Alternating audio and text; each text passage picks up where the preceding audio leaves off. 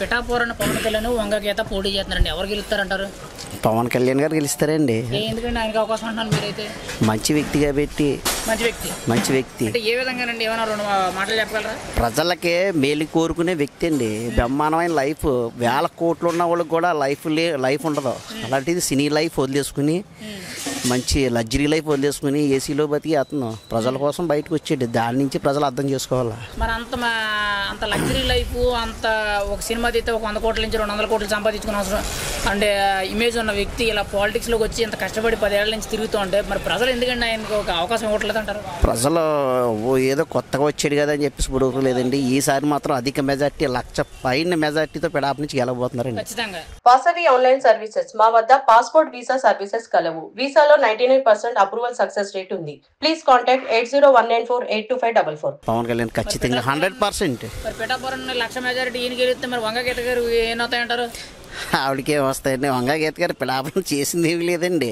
First సారి ప్రజారాజ్యం పేరు పెట్టుకుని ప్రజారాజ్యం అప్పుడు అధినేత అతను చిరంజీవి పోటీ చేతంలో ఆ క్యాన్వై మీద ఆవిడకి గెలిచింది తప్ప లేకపోతే ఆవిడ పీకింది చేసింది ఏమి లేదు పిడాపానికి. అంటే వంగగీత గారు రాజకీయ భిక్ష పెట్టింది ప్రజారాజ్యం పార్టీ అని అంటారు. ప్రజారాజ్యం పార్టీ అప్పుడే కదా వచ్చింది ఆవిడ. ప్రజారాజ్యం పార్టీలో పవన్ కళ్యాణ్ కీలక వ్యక్తి అండి చిరంజీవి గారి తర్వాత. మరి అంటే గురువుకే ఇప్పుడు ఏదో తిరిగి పోటీ చేస్తున్నారంటారా? డబ్బులండి, డబ్బులు జగన్ సారా జనాల దగ్గర బోల్డ్ వేల కోట్లు తినేసాడు. ఈ డబ్బు అంతా పంచుతుంటే ఎవడు ఊరుకుంటారా? బోల్డ్ డబ్బు వస్తుంది. ఇప్పుడు ఈరోజు బోల్డ్ డబ్బులు వచ్చి పడిపోయాను పిఠాపురం. ఏమి చేసేది ఏముంది? ఏమి చేయలేదు కదా. డబ్బులు జనాల దగ్గర సంపాదించుకోవడం తప్ప చిన్న లాజిక్తో డబ్బులు సంపాదించేసాడు. జనానికి అది అర్థం అవట్లేదు ఇప్పటికి.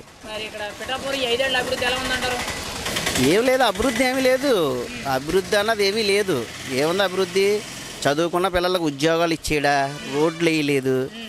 ఇంకా అభివృద్ధి అన్నది రాష్ట్రంలో మన రాష్ట్రంలో అభివృద్ధి అనే మాటకే అర్థం లేదు. ఇంకా ఈ 5 సంవత్సరాలు మాట్లాడవలసిన అవసరం లేదు ఎక్కడ కూడా. ఇవి వేస్ట్ అండి. ఏ సంక్షేమ పథకాలు వేస్ట్. ఏదో జనరల్గా పావలా పడేస్తాడా, 30 పావలాలు దింగేస్తాడా. అది చూసుకుని బిజినెస్ చేస్తున్నాడు జగన్మోహన్ రెడ్డి. కానీ ప్రజలకు అర్థం అవ్వలేదు. ఇప్పటికి అర్థమైంది. ఈసారి ప్రజలకు అర్థమైంది. అంటే జగన్మోహన్ రెడ్డి ఆవగింజ పెట్టి దెబ్బకింజ దొబ్బేస్తున్నాడు. అదే కదా జరిగింది. రాష్ట్రంలో అదే జరుగుతుంది.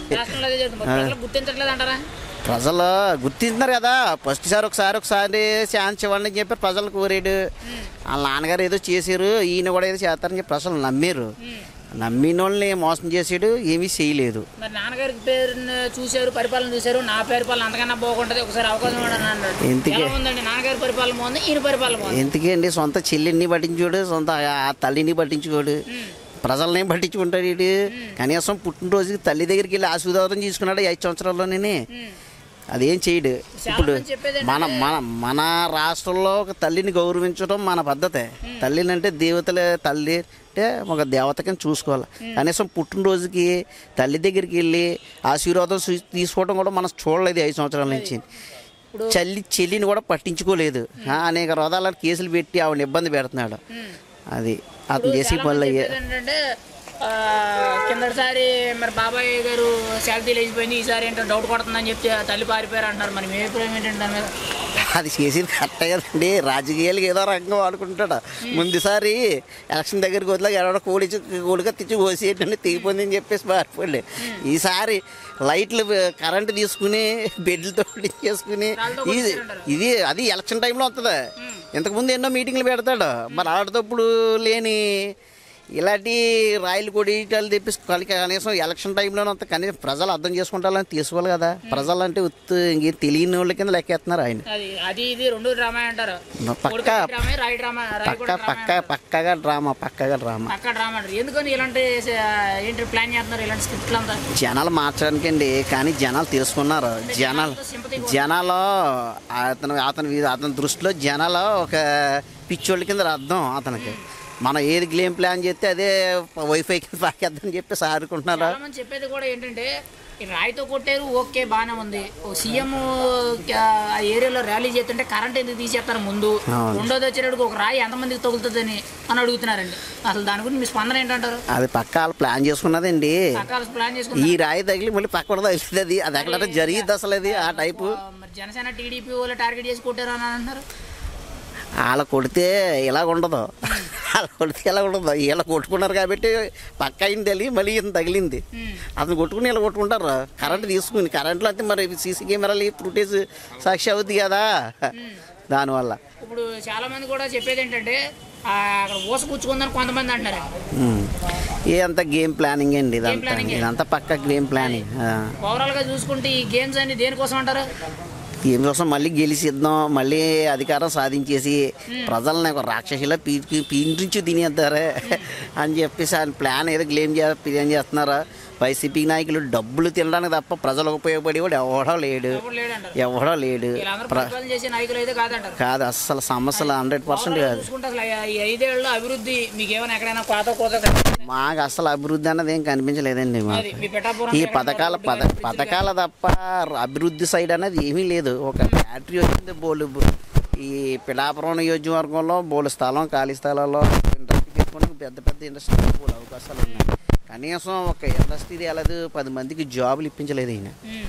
అది వారంటీల్ని అన్న ఆయన కావాల్సి ఆయన ఓటింగ్ కాపాడడానికి వారంటీ వ్యవస్థ పెట్టాడు తప్ప జనాలకి కాపాడడానికి కాదు. ఒక 50 ఇళ్ళని వారంటీ వ్యవస్థ ఓట్లు చేర్చకుండా ఓట్లు కంట్రోల్ చేసుకోవడానికే అతని హయాంలో పెట్టుకోవడానికి తప్ప వారంటీస్ జనాలకు ఉపయోగపడడానికి కాదు.